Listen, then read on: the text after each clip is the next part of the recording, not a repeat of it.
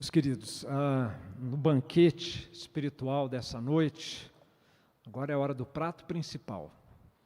Na teologia reformada, a pregação ocupa o lugar central do nosso culto ao Senhor. Porque até aqui nós temos falado com o Senhor, Ele tem falado conosco também, por meio das partes diversas do culto, mas essa é a hora da gente silenciar e ouvir a voz de Deus.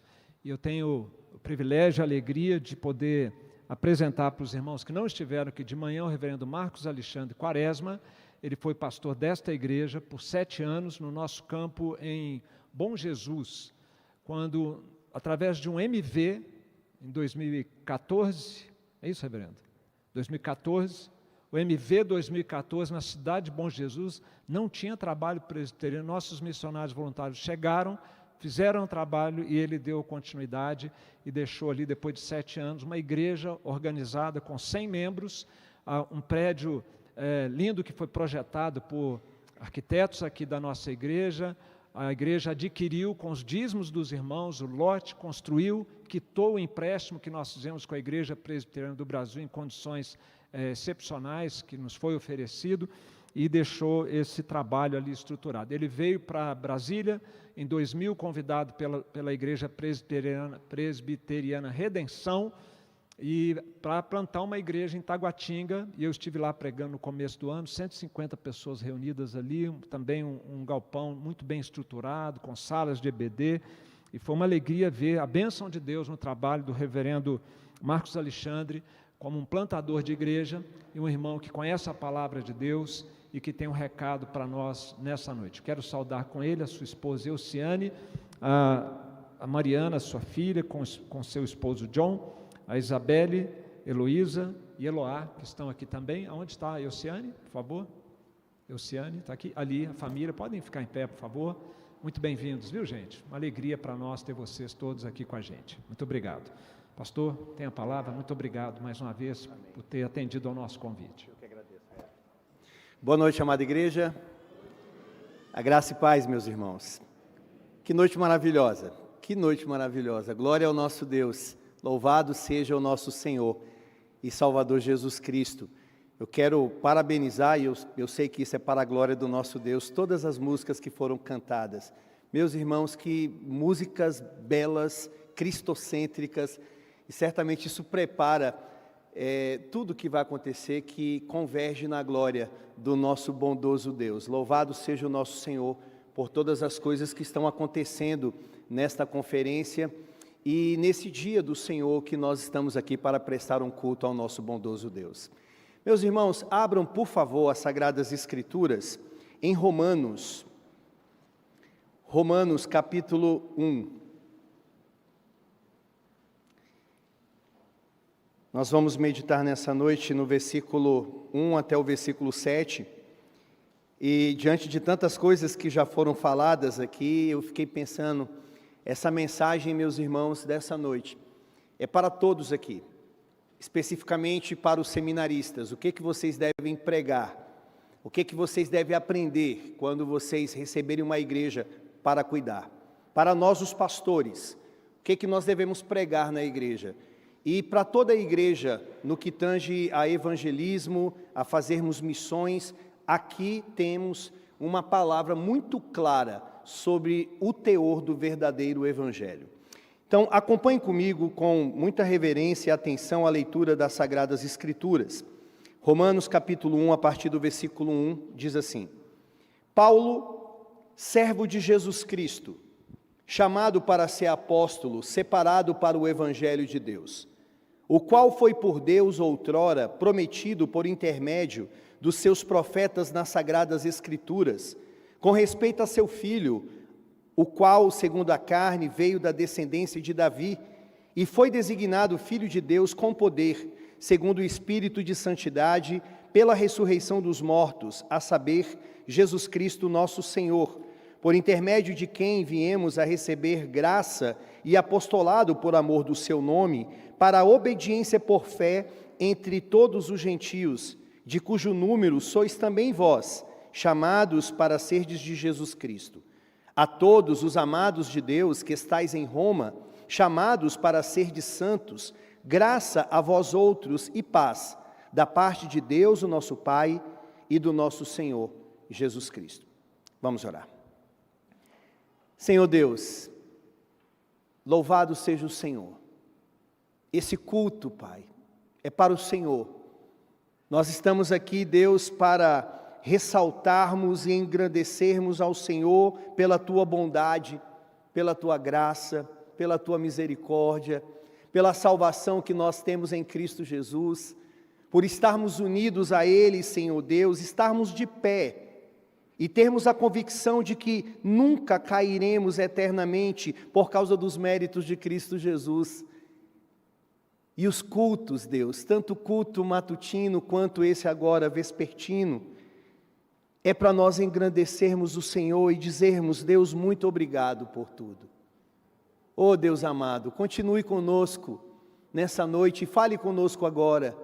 Abra o nosso entendimento, ilumine a cada um de nós através do Teu Santo Espírito, para compreendermos esta palavra e pregarmos esta palavra que fala de Jesus Cristo, o dono desta igreja.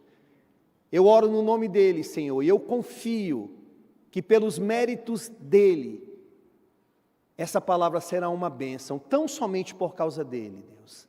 Amém. Irmãos, hoje pela manhã, nós vimos 5 pontos acerca do nosso chamado para fazermos missões. O que nós vimos ali? Nós vimos que todos nós devemos fazer missões, porque é uma ordem de Deus, é uma ordem do rei, ele mandou. Todos nós devemos também, nós vimos que nós devemos fazer missões para que os eleitos do Senhor se convertam. Nós devemos fazer missões para a glória do nosso bondoso Deus. E toda a igreja deve fazer missões, e nós devemos fazer missões até que Cristo Jesus, Ele volte. Agora, o que nós veremos nesta conferência, nesta palavra? Nós veremos o teor da mensagem que nós temos que levar. Seja os seminaristas, os pastores, seja em evangelismo, existe uma palavra que nós temos que levar, e esta palavra ela está muito clara aqui nesses 7 versículos do começo dessa carta que foi escrita pelo apóstolo Paulo. Essa carta, meus irmãos, é uma das cartas mais teológicas e profundas de todo o cânon das Sagradas Escrituras. É uma carta que tem muita doutrina, que tem uma palavra extremamente profunda e também prática. Quem escreveu esta carta foi o apóstolo Paulo, e ele já se identifica logo no versículo de número 1.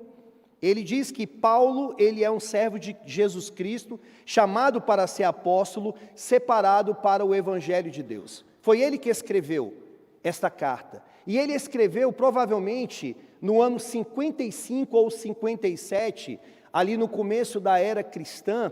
E quando ele escreveu, meus irmãos, ele tinha alguns objetivos. Ele tinha algumas metas ao escrever esta carta. O primeiro objetivo do apóstolo Paulo é que ele havia recebido algumas ofertas da igreja gentílica, ou seja, aqueles irmãos que não eram judeus, para ajudar a igreja empobrecida da Judéia.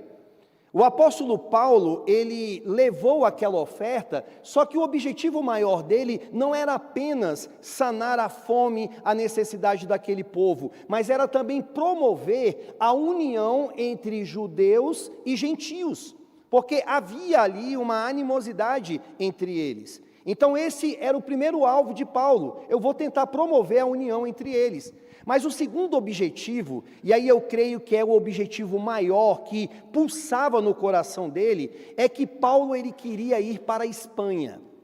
Por quê? A Espanha naquela época, no século I, ela não tinha ainda sido alcançada pelo Evangelho. As pessoas daquele lugar não conheciam a Cristo Jesus. E o apóstolo Paulo, aonde ele se encontrava, para onde ele olhava, graças a Deus, já tinha uma igreja plantada, uma igreja estabelecida, já tinham pastores, presbíteros cuidando. Então, os olhos do apóstolo Paulo, o coração dele, agora estava voltado para a Espanha. Eu tenho que ir para aquele lugar para pregar o evangelho. E o terceiro objetivo era que, indo para a Espanha, ficava Roma. E ele então aproveitaria e pararia em Roma para descansar.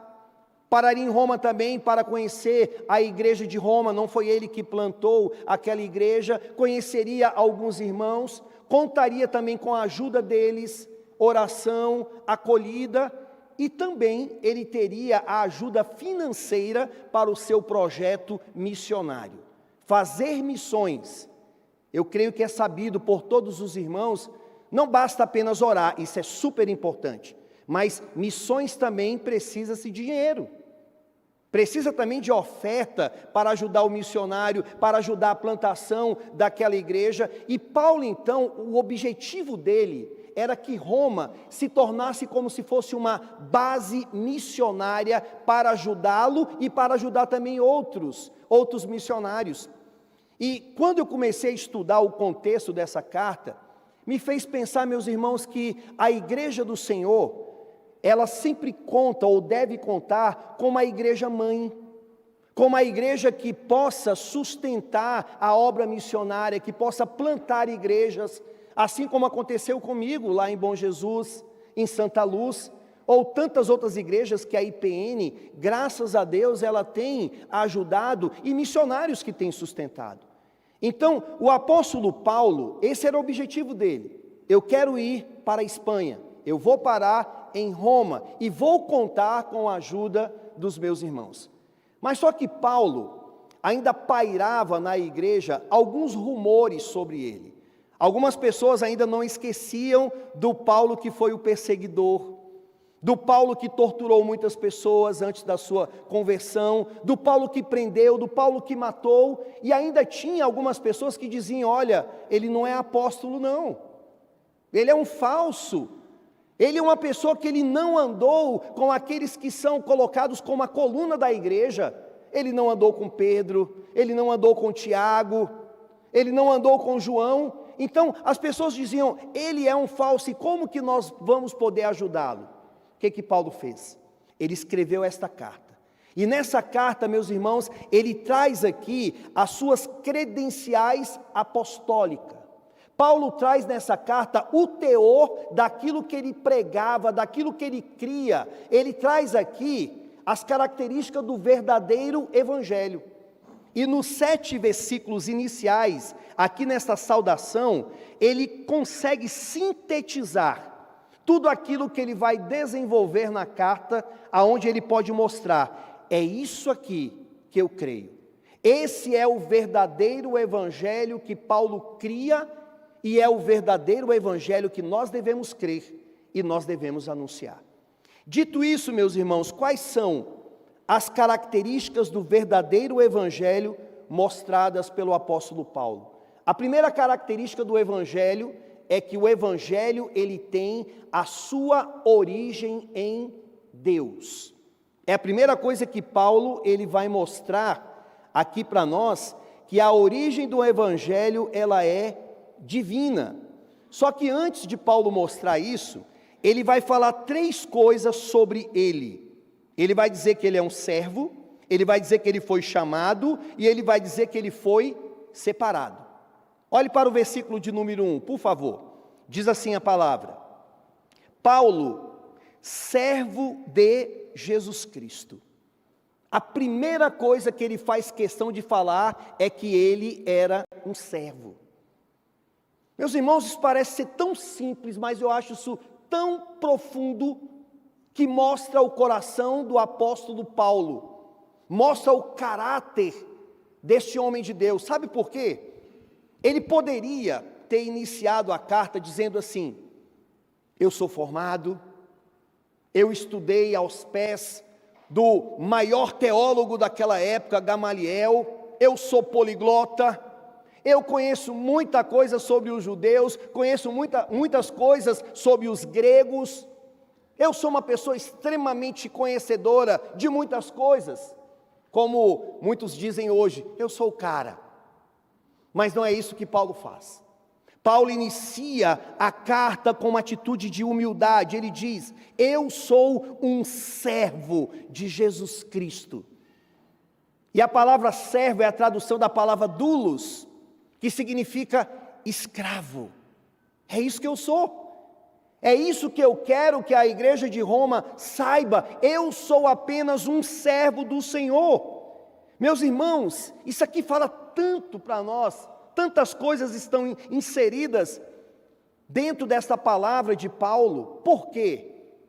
Paulo, antes da sua conversão, ele também era um servo, mas ele era um servo do diabo, era um servo da sua carne, era um servo deste mundo. Ele diz isso muito claramente lá em Efésios, no capítulo de número 2, quando ele fala sobre a depravação total ali em Efésios 2, ele se inclui naquilo ali. Então, outrora, ele era um servo do diabo, mas uma vez que foi alcançado pela graça de Deus, agora ele é um servo de Jesus Cristo. É isso que ele é. E é isso também que todos nós somos, nós que estamos em Cristo Jesus. Permita-me falar isso para você, meu irmão. Não existe neutralidade neste mundo. Não existe ninguém que está em cima do muro que possa dizer assim: eu não sou de Deus, de Cristo, mas eu também não sou do diabo. Mentira. Se você não está em Cristo, você está no diabo. Se você não serve a Deus, você serve o diabo. Saiba disso, é isso que diz as Sagradas Escrituras. Ou estamos em Cristo, ou não estamos com Ele, estamos com o inimigo. Então Paulo diz, servo. E aí pensa nos seminaristas que vieram aqui à frente. Nós, pastores, qual deve ser a nossa atitude? De humildade. Meus irmãos, que vocês que vieram aqui à frente, que o Senhor coloque isso no coração de cada um de vocês. Sejam servos, sejam humildes. Não deixe as coisas subir a cabeça de vocês. Não se esqueçam que estrela, que aquele que deve ser ovacionado, aquele que deve ser adorado, é somente Cristo, independente para onde Deus enviar vocês, seja aqui em Brasília, ou seja numa igreja pequena, seja com muitos membros ou poucos membros, sejam servos de Cristo. É isso que nós devemos ser. Mas Paulo ele diz, eu sou um servo de Jesus Cristo, mas ele fala também que ele foi chamado, não é isso que diz o verso 1? Chamado para ser apóstolo. Isso pode parecer que está contradizendo o que eu acabei de falar. Ele é humilde, diz que é servo, mas agora ele fala que ele é um apóstolo. Não parece haver uma contradição? Só que não. Paulo coloca esse título aqui, que ele era um apóstolo, para quê? Porque ele estava sendo perseguido. As pessoas diziam que ele não era um apóstolo verdadeiro, então ele faz questão de dizer, eu sou um apóstolo, mas eu fui chamado para ser um apóstolo. Eu não acordei e falei, agora eu vou ser um apóstolo. Que, diga-se de passagem, é isso que acontece, infelizmente, nos nossos dias. Muitos não se contentam em serem chamados de pastores, são apóstolos, pai dos apóstolos, arcanjos ou algo parecido. Então, a soberba, infelizmente, vem à mente de muitos. Não existe mais apóstolos hoje, como houve na época de Paulo. O máximo que nós podemos falar, e fazendo um gancho com a nossa conferência missionária, etimologicamente a gente pode até falar apóstolo como um missionário, aquele que vai plantar uma igreja, aquele que é enviado ou no Brasil ou fora do Brasil. Mas isso não quer dizer que é um apóstolo que viu a Jesus Cristo como os apóstolos daquela época, é muito diferente. Paulo era um servo, Paulo foi chamado para ser apóstolo, e aí vem o ponto desse nosso tema, ou seja, a parte que ele diz, separado para o Evangelho de Deus.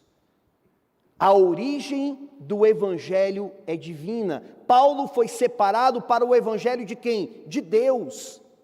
O Evangelho não foi criado por Paulo, por Pedro, por João, por Mateus, por nenhum homem, por nenhum dos reformadores, dos puritanos, mas a origem do Evangelho, ela se encontra em Deus.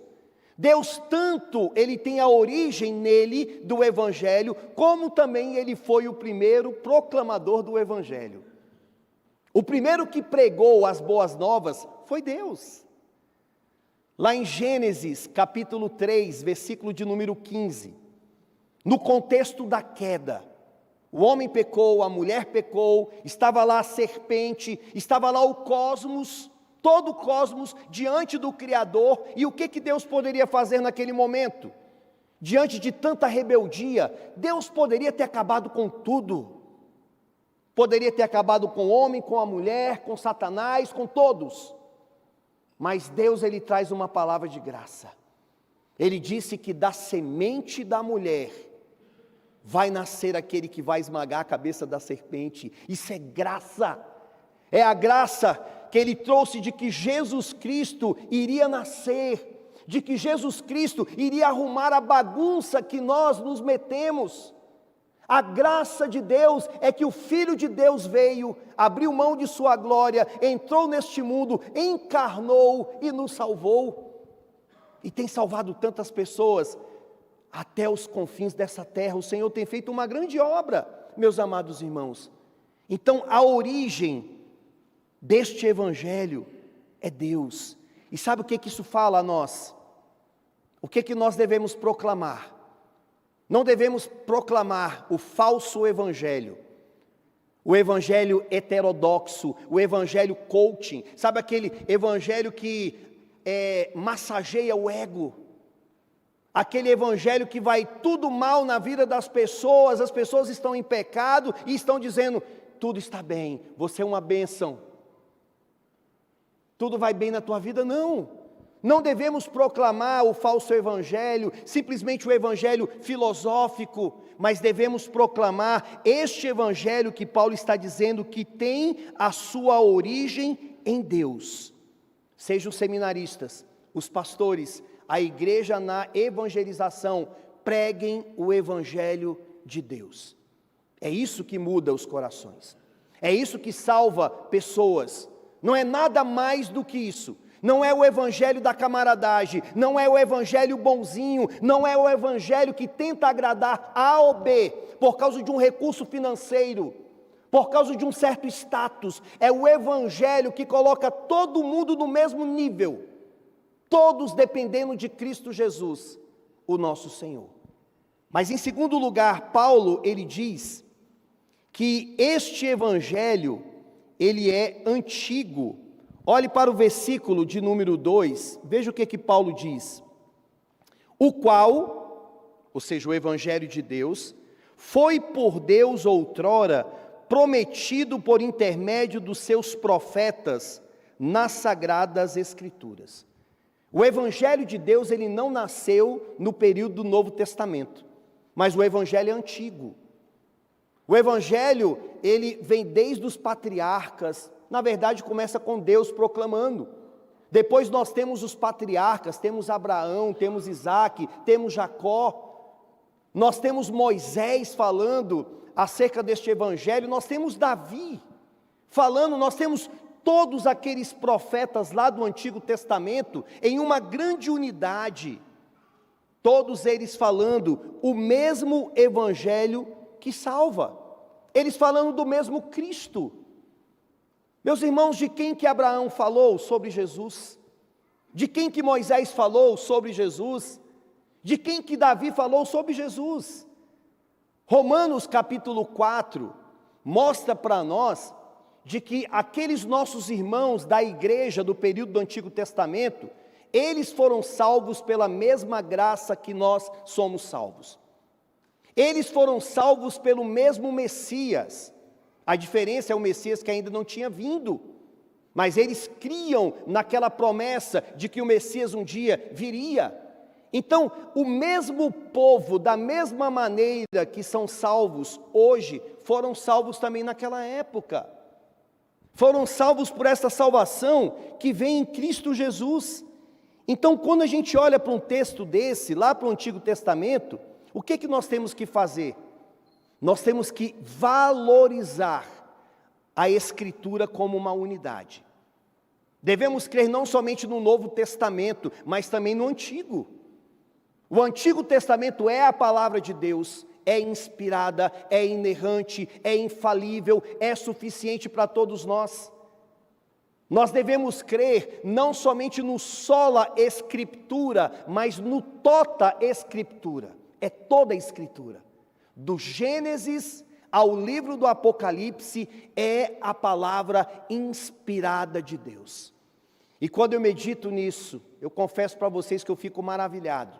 Sabe por quê, meus irmãos? Porque esta palavra que nós temos, ela tem o mesmo poder de quando Deus aparecia para Adão.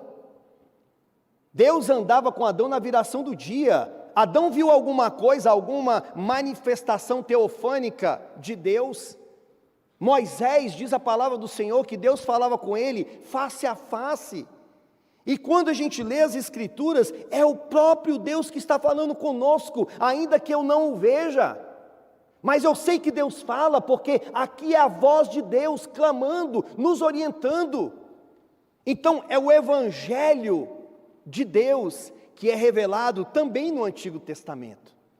Mas em terceiro lugar, este Evangelho que é de Deus, este Evangelho que foi prometido lá no Antigo Testamento, que chama a minha atenção para valorizar o Antigo Testamento, orar no Antigo Testamento, ler o Antigo Testamento, ele fala sobre a essência do Evangelho. Qual é o conteúdo do Evangelho? Sobre quem que nós devemos falar? E aí vem o nosso terceiro ponto. Olhe para o versículo de número 3, que diz assim: com respeito a seu filho, o qual, segundo a carne, veio da descendência de Davi, e foi designado Filho de Deus com poder, segundo o Espírito de santidade, pela ressurreição dos mortos, a saber, Jesus Cristo, o nosso Senhor. O Evangelho é de Deus, o Evangelho é antigo, e o Evangelho tem um conteúdo, é Jesus. É Jesus, meus irmãos, a saber, Jesus Cristo, o nosso Senhor. De quem que nós devemos falar? Quem é que salva? Quem é que liberta? Quem é que muda os corações? Quem é que muda a sorte dos seres humanos?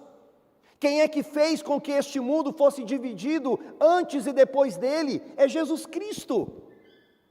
Quem é que venceu a morte? Quem é que ressuscitou? Quem é que voltou aos céus? Quem é que foi coroado como rei, enviou o Espírito e hoje está intercedendo por nós? É Cristo Jesus. Ah, meus irmãos, é sobre Ele que nós temos que falar. Me incomoda muito, e eu sei que também deve incomodar a amada igreja, quando pregações não falam sobre Jesus Cristo. Quando homens falam sobre si, falam sobre os seus cursos, falam sobre suas habilidades, como se isso pudesse mudar a vida de alguém. Como se isso pudesse tirar o coração de pedra das pessoas e conceder um coração de carne. O verdadeiro Evangelho fala sobre Jesus Cristo, o nosso Senhor, o dono desta igreja. É sobre Ele que nós temos que falar, é Ele que muda as vidas, a história. Não foi assim na sua vida, meu amado irmão? Não foi desse jeito que aconteceu? Não foi a história do pastor, não foi a história do missionário. Eu tenho aprendido que quanto mais nós conhecemos acerca de Cristo, menos a gente fala de nós e mais a gente fala de Jesus Cristo. Tudo é para Ele, tudo. Por isso que eu louvo ao Senhor. Eu fico muito grato quando eu chego numa igreja que eu percebo que as músicas, elas falam sobre Jesus Cristo. A liturgia aponta para Jesus Cristo, a pregação aponta para Jesus Cristo, porque Ele é o alvo de tudo, de tudo.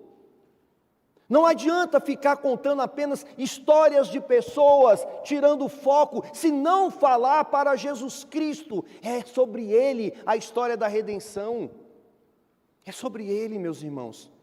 A Bíblia, dentro da sua unidade, ela tem uma mega narrativa, e toda essa narrativa das Sagradas Escrituras fala sobre quem? Fala sobre Jesus Cristo. Desde Abraão, quando você olha para o Antigo Testamento, veja que coisa maravilhosa. Toda a Bíblia, ela é escatológica. Escatologia é a doutrina do fim. Aponta para as coisas que vão acontecer. Escatologia não está apenas no livro do Apocalipse, em Daniel, em Mateus 24, mas toda a Bíblia fala do fim.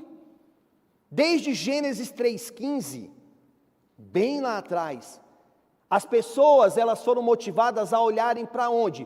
Olhem para frente, porque um dia virá aquele que vai esmagar a cabeça da serpente. Então toda a igreja do Antigo Testamento vivia dentro da sua dinâmica de ser igreja, com seus problemas, suas lutas, mas olhando para frente. Um dia esse Messias virá. Isso foi falado por Abraão, isso foi falado por Moisés, por Davi, todos eles viviam com essa esperança.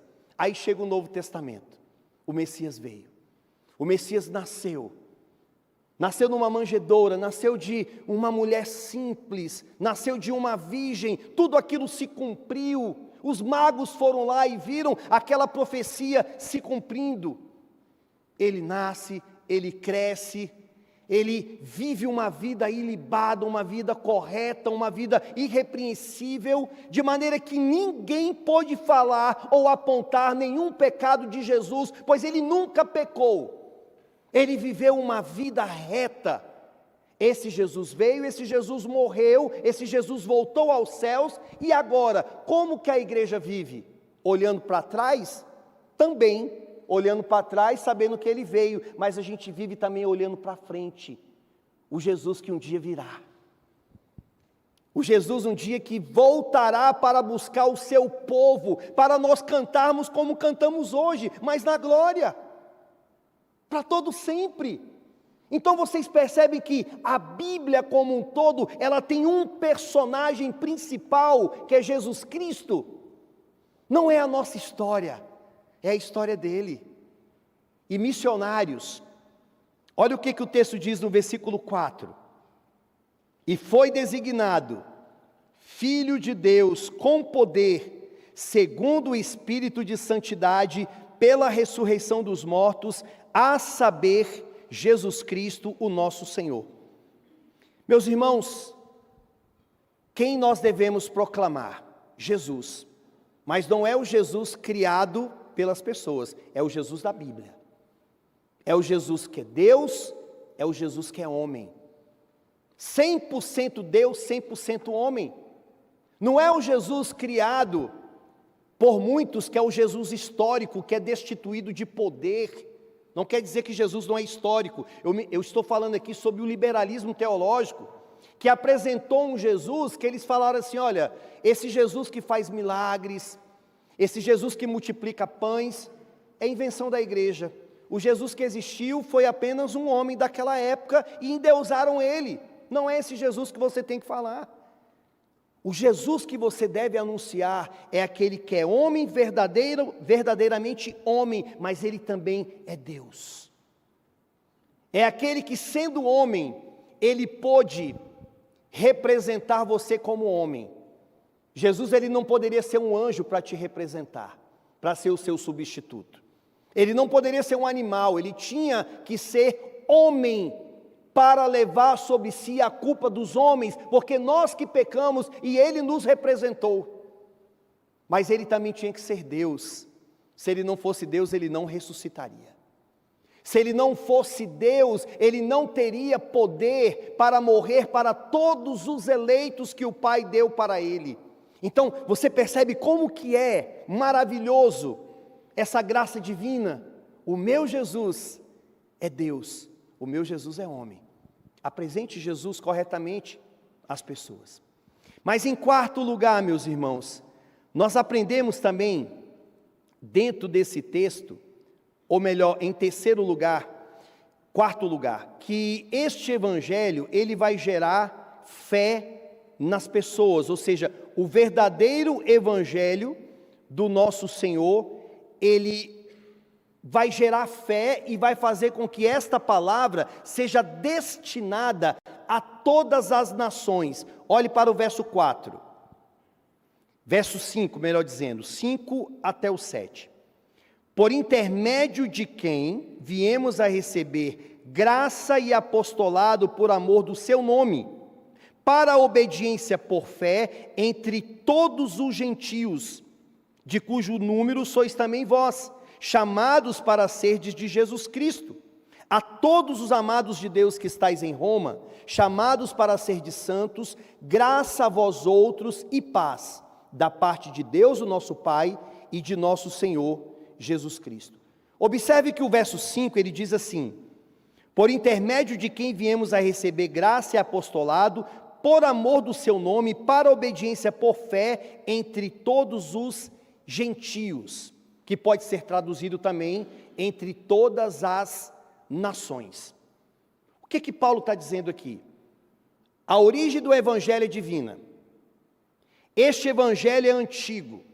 Este evangelho fala sobre Cristo. E este evangelho deve ser proclamado para quem? Para todas as nações.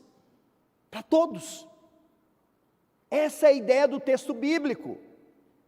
Como o reverendo Marco Antônio, fazendo menção da palestra de ontem, do reverendo Dilcilei, o que as pessoas precisam é de Cristo. São de pastores que falam de Cristo aqui no Brasil e também fora do Brasil. Meus irmãos, não vai ser a política, não vai ser o homem, não vai ser o recurso financeiro que vai mudar a vida das pessoas, só pode ser Jesus Cristo. Por isso que a palavra, ela deve ser proclamada. Por isso que a igreja que ama, a igreja que de fato fala, eu tenho amor pelo próximo, e aí é os 10 mandamentos. A primeira tábua da lei, o nosso relacionamento com Deus. A segunda tábua da lei, o nosso relacionamento com o próximo. Se você diz que ama de fato as pessoas e não leva o evangelho, que amor é esse? Se você diz que você ama de fato a sua família, aqueles que ainda não conhecem a palavra, e você não leva o evangelho, cadê esse amor? Que amor é esse que você sabe, se ele morrer, não é pelas obras que ele vai para o céu, ele vai para o inferno? Quantos aqui devem ter parentes, amigos, vizinhos, que não são crentes, que não tiveram ainda um encontro com Cristo? E a grande questão é, você já falou de Cristo para eles? Você tem orado por essas pessoas? Eu não sei se eu falei na última vez que eu vim aqui, meus irmãos, lá na cidade ocidental, perdido, sem conhecer a Cristo, eu, minha família, Deus colocou como vizinho nosso, uma família de crentes. E mesmo com aquela luta na nossa casa, muita droga, muita bagunça, muito barulho, aquela vizinha ficava o tempo todinho orando por nós. Orando, clamando, pedindo. Polícia aparecendo, aquela loucura toda. E ela o tempo todo, às vezes a gente escutava ela clamando por nós lá na nossa casa. Às vezes zombávamos, ríamos de tudo aquilo ali. Até que um dia o Senhor me chamou pela sua graça. E depois de muito tempo, meus irmãos, já convertido e pela graça de Deus, já como pastor, vim do Piauí, estava lá na cidade ocidental, passando no beco daquela cidade. Quem eu vejo? Aquela família que estava orando por nós. Quando ela me viu e eu fui contando a história, ela começou a chorar. E no meio do beco, um bequinho bem estreito ali na cidade ocidental, quem conhece sabe, nós fizemos ali, meus irmãos, quase que um culto ali naquele beco, chorando, clamando ao Senhor, falando da bondade de Deus, e tudo começou porque aquela mulher, ela não desistiu de mim, ela orou por mim, ela orou pela minha família. Assim foi com Agostinho de Hipona, a sua mãe que tanto orou por aquele homem e que levou também a palavra para ele. Então, em nome de Jesus, siga este conselho que Paulo está dando aqui, leve o evangelho a todas as nações. Não precisa ser tão longe, pode ser perto, pode ser ali na sua família. Mas Paulo também, ele diz, meus irmãos, em quinto lugar, já quase partindo para o fim, que este evangelho, ele vai resultar em fé e em obediência. Olhe mais uma vez para o verso de número 5. Por intermédio de quem viemos a receber graça e apostolado por amor do seu nome, para a obediência por fé entre todos os gentios. Evangelho vai gerar o quê? Mudança, transformação, obediência, vai gerar fé, vai gerar uma vida cristã, vai gerar caráter em nós. É isso que o Evangelho da graça de Deus faz. Evangelho não é uma graça barata que você foi alcançado, você estava em pecado e você continua em pecado, não é isso. Evangelho gera mudança, gera transformação, gera mudança na nossa mente, gera uma cosmovisão diferente. Tanto que quando nós, como presbiterianos, nós admitimos algumas pessoas como novos membros da igreja, o que nós lemos? O artigo 14. E o artigo 14 fala do nosso compromisso como membro, fala da nossa postura, fala da nossa vida, fala que nós vamos obedecer a palavra, fala que nós vamos andar em mudança de vida, e é isso que o Evangelho, quando ele é levado, ele vai gerar isso aqui, ele vai gerar transformação na vida das pessoas. Quantas pessoas eram perdidas, tinham um caráter extremamente débil, e hoje, para a glória de Deus, tem tido uma mudança, tem tido um caráter diferente, não é isso, meus irmãos? Ou seja, muda a nossa vida. Interessante, eu lendo esses dias um livro do Jerry Bridges, A Graça que Transforma. Esse livro, meus irmãos, eu recomendo, um livro maravilhoso, e ele vai mostrar o seguinte, que até as obras que nós fazemos, até a mudança da nossa vida, tudo isso também é graça de Deus. Ou seja, a graça, ela não chegou somente no início da tua caminhada e depois ficou contigo, e depois é obras, não. Tudo que nós fazemos e vamos fazer até o fim é graça de Deus. O teu comportamento transformado, a tua sede pela palavra, a tua sede por levar o Evangelho para as pessoas, não pense que isso é intrínseco a você, é porque você é bom, isso também é graça de Deus. É a graça que transforma, é a graça que nos faz mais parecidos com Jesus Cristo. Graça do começo ao fim. E por fim, vamos lembrar as características do Evangelho? Primeira característica, a origem do Evangelho é divina. A segunda característica do Evangelho é que esse Evangelho, ele é novo? Não, é o Evangelho antigo. A terceira característica é que esse Evangelho tem uma essência. Qual é a essência do Evangelho? Jesus Cristo. A quarta característica é que esse Evangelho, que fala de Jesus Cristo, ele deve ser levado a todas as nações. A quinta é que o Evangelho que nós estamos estudando, ele vai gerar obediência. Não é uma vida que começa de um jeito e continua do mesmo jeito. Há mudança, há crescimento, há santificação em nós, há um progresso, até que cheguemos à estatura de um varão perfeito. E a última, meus irmãos, e não poderia ser diferente, todo este Evangelho é para o louvor da glória de Cristo Jesus. Olhe para o verso 5. Por intermédio de quem viemos a receber graça e apostolado por amor do seu nome. Em outras traduções está assim, para o louvor do seu nome. E algumas traduções vão colocar esse para o amor ou para o louvor do seu nome lá no finalzinho, terminando o raciocínio de Paulo. Para que tudo isso acontece? Para o louvor do nome de Cristo Jesus. Não poderia ser diferente, meus irmãos. Louvem a Jesus Cristo pela salvação. Agradeçam ao Senhor por isso. Amada igreja, invista muito em missões. Se empenhem diligentemente em santificação. Se esforcem. Mas saibam que tudo que vocês têm, tudo que nós temos, é por causa de Jesus Cristo, nosso Senhor. Isso é bênção de Deus, meus irmãos. Viva uma vida santa, por amor àquilo que Deus fez por nós. Saibam que todos nós que estamos aqui, aqueles que nos acompanham pelas redes sociais e os milhares de eleitos, um dia todos nós estaremos na glória. Um dia todos nós estaremos juntos. E tudo isso é por causa de quem? Jesus Cristo, o nosso Senhor. Amém, meus irmãos? Glória a Jesus Cristo, louvado seja Jesus Cristo, o nosso Senhor. Feche seus olhos, vamos orar.